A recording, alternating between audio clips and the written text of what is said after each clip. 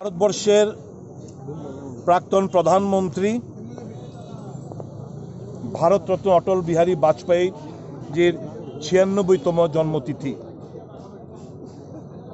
শুধু দেশেই নয়, সারা বিশ্বে যেখানে ভারতীয়রা রয়েছেন, আর আজকের দিনটি যথাযথ মর্যাদার সাথে বিভিন্ন কর্মসূচির মাধ্যমে দিনটি উদযাপিত হচ্ছে।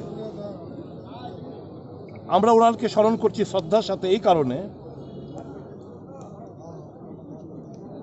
এমন একজন ব্যক্তিত্ব ছিলেন অটল বিহারী বাজপেয়ী, সমস্ত রাজনৈতিক দলের নেতারা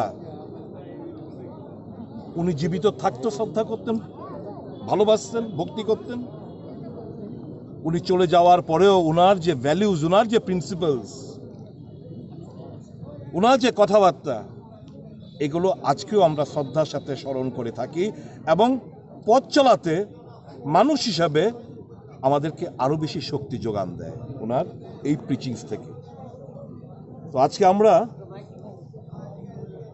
সুশাসন দিবস, ওনার আজকের এই দিনটি আমরা উদযাপিত করে থাকি। আমরা সুশাসন দিবস উপলক্ষে ছোট্ট একটি পথ পরিক্রমা করব। ওনাকে আমরা শ্রদ্ধা নিবেদন করতে চাই। একটা শক্তিশালী ভারতবর্ষ, মোদিজিকে এই যে অটল বিহারী বাজপেয়ী যে দেখানো পথ, আমাদের প্রধানমন্ত্রী সেই রাস্তায় চলছে। শক্তিশালী ভারত আমরা গড়তে চাই, যেখানে কোনো ভেদাভেদ থাকবে না, কোনো জাত পাত ধর্মের লড়াই থাকবে না, সবাই মিলেমিশে ভারতবর্ষকে একটা শক্তিশালী রাষ্ট্র হিসাবে আমরা গড়ে তুলতে চাই। আজকে আমাদের এটাই শপথ হওয়া উচিত কি আমরা অটলজির বাজপেয়ীর দেখানো পথে আমরা আগামী দিন চলব, ভারতবর্ষকে শক্তিশালী করব।